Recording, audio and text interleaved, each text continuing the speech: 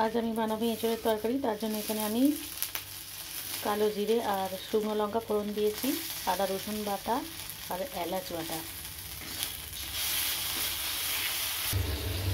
Tomato আর পেঁয়াজ বাটা দিয়ে দিলাম।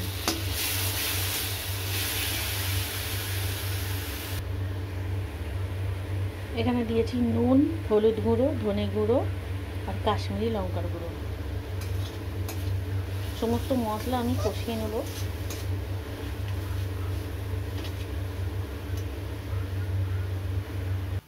এখানে আমি এঁচোড়, আলু আর মটরশুঁটি সিদ্ধ করে রেখে দিয়েছি, এবার এটা আমি দিয়ে দেবো। মশলা আমার কষানো হয়ে গেছে।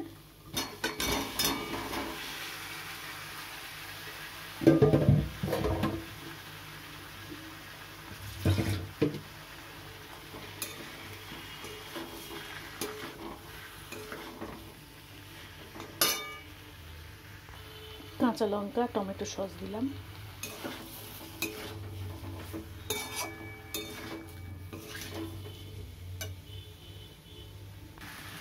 একটু জল দেব।